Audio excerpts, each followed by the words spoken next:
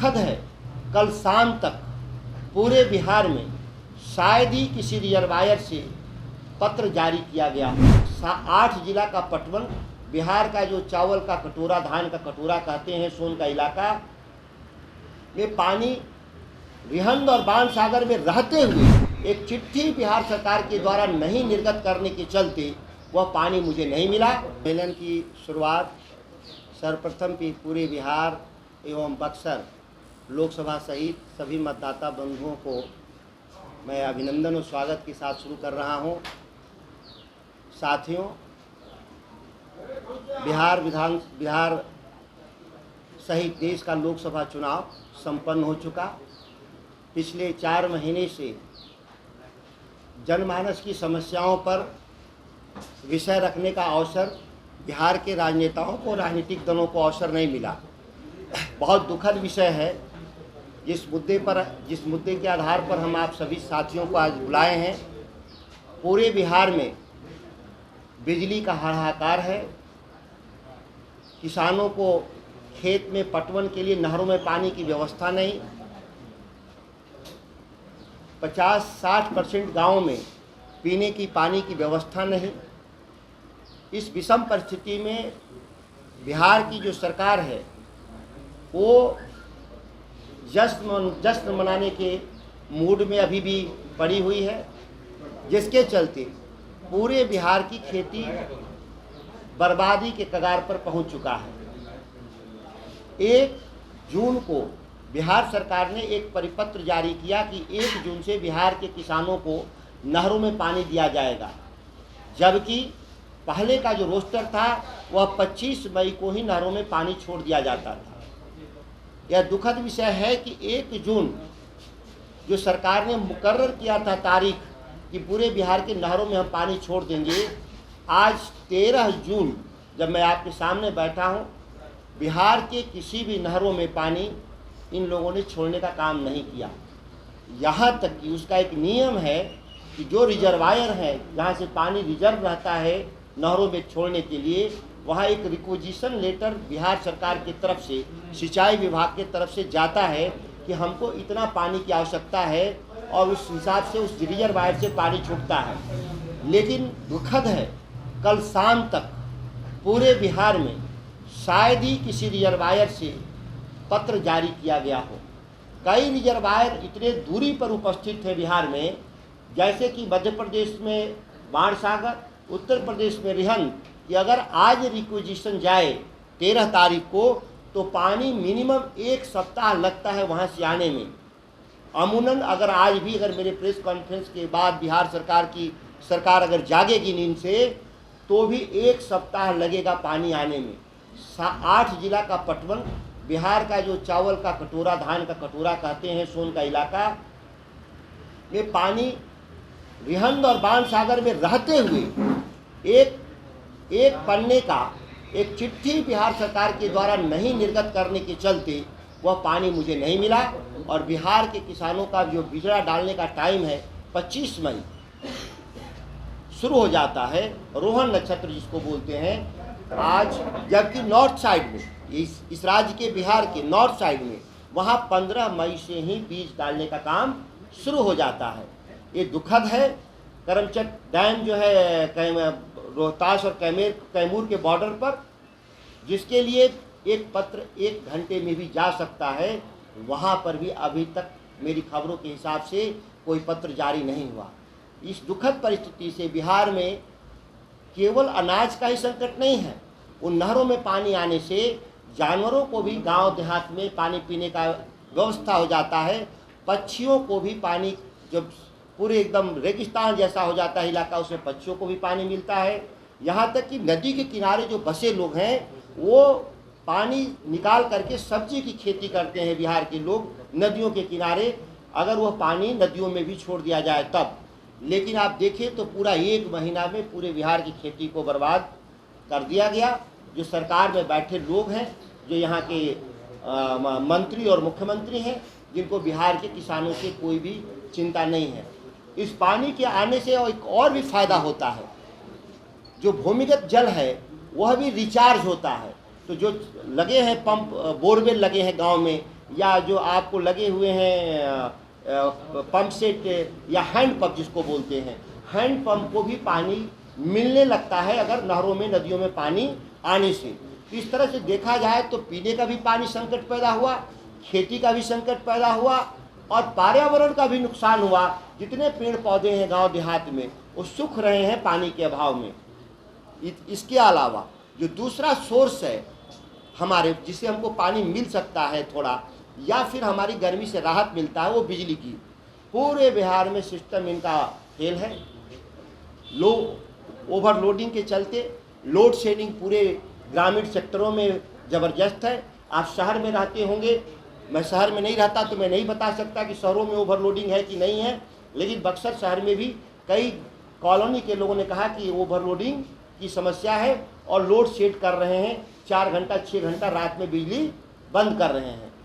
अब दावा था सरकार का, इस राज्य सरकार का, कि हमारे पास बिजली सरप्लस है, लेकिन सरप्लस बिजली है तो फिर ये लोड शेडिंग कहाँ से सवाल पैदा हो गया। कहीं ना कहीं ये बिजली की अनियमितता है, सरकारी आंकड़े में हेरा फेरी है, या यह सेंट्रल ग्रिड को एक बिजली बेचते हैं। क्योंकि इस समय बिजली महंगी हो जाती है तो बिहार के पदाधिकारी सेंट्रल ग्रिड को ये बिजली महंगी दर पे बेच देते हैं और फिर इसके बाद एक खेल कई बार हमने देखा है। संभावना मैं इस बात का भी मैं व्यक्त कर रहा हूँ, इसकी भी जांच होगी तो बात खुलेगी कि बिहार में बिजली रहते हुए भी इन लोगों ने लोगों को बिजली नहीं दिया। इतना भयावह स्थिति है जिसका कल्पना नहीं कर सकती। इस गर्मी में पटना के सत्ता प्रतिष्ठान मंत्री हो या सेक्रेटरी, केवल उनका एसी बंद कर दीजिए, एयर कंडीशन, तो पता चलेगा कि वो बेहोश हो जाएंगे। इतनी भयानक गर्मी में बिना बिजली के लोग कैसे रह रहे हैं बिहार के लोग। बड़े क्षेत्रों में नहीं बिजली, यह दुखद है।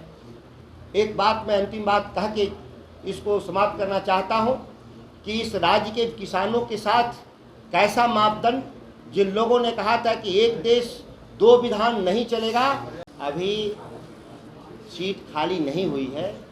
मैं कल इस्तीफा दूंगा, मेरे इस्तीफा देने के बाद ही वो सीट खाली होगी। चाहे तो हमारे पास ये सीट 4 तक रह सकती है, 4 जून तक, लेकिन मैं कल इस्तीफा दूंगा, इसके बाद खाली होगा और पार्टी निर्णय लेगी किसको वहाँ पे चुनाव लड़ाना है। निश्चित तौर पर अभी आया नहीं है रूटीन कि क्या काम करेंगे लोग, सरकार के द्वारा क्या निर्धारित है। दुखद है, मैं बता रहा हूँ बैठे हुए, कि हमारी संसद के कार्यों के नियंत्रण मुख्यमंत्री और प्रधानमंत्री के कार्यालय के जरिए हो रहे हैं। यह लंबे समय से एक विसंगति है। अभी भी तय नहीं है कि पार्लियामेंट में क्या काम करवाएंगे लोग। शपथ का एक चर्चा है, अगर इन लोग अलग से समय देंगे सदन में तो सदन के भीतर भी हम लोग प्रमुखता से इन मुद्दों को रखेंगे। शेडिंग कहाँ से सवाल पैदा हो गया। कहीं ना कहीं ये बिजली की अनियमितता है, सरकारी आंकड़े में हेरा फेरी है, या यह सेंट्रल ग्रिड को एक बिजली बेचते हैं। क्योंकि इस समय बिजली महंगी हो जाती है तो बिहार के पदाधिकारी सेंट्रल ग्रिड को ये बिजली महंगी दर पे बेच देते हैं और फिर इसके बाद एक खेल कई बार हमने देखा है। संभावना मैं इस बात का भी मैं व्यक्त कर रहा हूँ, इसकी भी जांच होगी तो बात खुलेगी कि बिहार में बिजली रहते हुए भी इन लोगों ने लोगों को बिजली नहीं दिया। इतना भयावह स्थिति है जिसका कल्पना नहीं कर सकती। इस गर्मी में पटना के सत्ता प्रतिष्ठान मंत्री हो या सेक्रेटरी, केवल उनका एसी बंद कर दीजिए, एयर कंडीशन, तो पता चलेगा कि वो बेहोश हो जाएंगे। इतनी भयानक गर्मी में बिना बिजली के लोग कैसे रह रहे हैं बिहार के लोग। बड़े क्षेत्रों में नहीं बिजली, यह दुखद है। एक बात मैं अंतिम बात कह के इसको समाप्त करना चाहता हूँ कि इस राज्य के किसानों के साथ कैसा मापदंड, जिन लोगों ने कहा था कि एक देश दो विधान नहीं चलेगा, उन लोगों ने बिहार के किसानों को 8 घंटा बिजली दे रहे हैं। केवल कृषि फीडर के नाम पर एक छलावा है बिहार के भीतर। 8 घंटे बिजली, जो किसान 24 घंटा मेहनत करता है, श्रम करता है, उसको 8 घंटे की बिजली का क्या औचित्य। जब आप कह रहे हैं कि बिहार में 24 घंटा बिजली उपलब्ध है तो एक परिपत्र इन्होंने जारी किया है, ऐसा नहीं कि मौखिक आदेश है। सरकार ने एक चिट्ठी जारी किया है कि कृषि फीडर में किसानों को 8 घंटा से ज़्यादा बिजली नहीं दी जाएगी। फूड सिक्योरिटी का क्या होगा, अनाज का उत्पादन का क्या होगा। केवल ये बिजली से केवल लोगों के पंखे नहीं चलते, इससे खेती भी होता है, इससे अनाज पैदा होता है, इससे लोग खाते हैं। आज संकट है, फूड संकट है पूरे देश में। आज अखबार में पढ़े, दैनिक भास्कर ने छापा भी है कि हमको गेहूं विदेश से आयात करना पड़ेगा। क्यों ऐसा परिस्थिति पैदा हुआ? जब किसानों को आप बिजली नहीं देंगे, किसानों को आप पानी नहीं देंगे, किसानों को फर्टिलाइजर नहीं देंगे, तो स्वाभाविक है कि उत्पादन घटेगा। और आप विदेश से जब खरीदने जाते हैं तो आपका दाम कितना बड़ा बढ़ जाता है उसका अंदाज़ा नहीं, और बहुमूल्य विदेशी मुद्रा का भी आपको व्यवस्था करना पड़ता है, जिससे हमारे देश में मुद्रास्फीति का संकट पैदा होता है। तो ये तमाम जो है, मुझे उम्मीद है कि इस प्रेस कॉन्फ्रेंस के बाद सरकार के कान और आँख खुलेंगे और बिहार के एक तो आधी खेती बर्बाद हो ही चुकी है, बची खेती बच सके, यह मुझे उम्मीद है। होंगे कि हमारी सबसे बड़ी जीत थी कि इंडिया गठबंधन ने जिन मुद्दों के आधार पर मैंने इस्तीफा दिया था, मंडी कानून, मिनिमम सपोर्ट प्राइस का कानून बनाने का, यह इंडिया गठबंधन ने देश के अपने मैनिफेस्टो में इस विषय को लिया कि हम देश में जब सरकार बनाएंगे तो मंडी कानून और न्यूनतम समर्थन मूल्य की गारंटी हम देंगे। एक बड़ी हमारी जीत रही इस मुद्दे पर। और आप देखेंगे कि किसान आंदोलन के ही गढ़ में भारतीय जनता पार्टी चुनाव हारी है। राजस्थान, हरियाणा, पंजाब, उत्तर प्रदेश और बिहार के उस इलाके में जो सोन का इलाका जहाँ किसानों का बहुलता है, इन्हीं इलाकों में भारतीय जनता पार्टी चुनाव हारी है। यह हमारे मुद्दे की जीत है, मेरी जीत उससे कम तर जीत है। विधानसभा चुनाव को लेकर आप किसान आंदोलन तेज करेंगे बिहार में?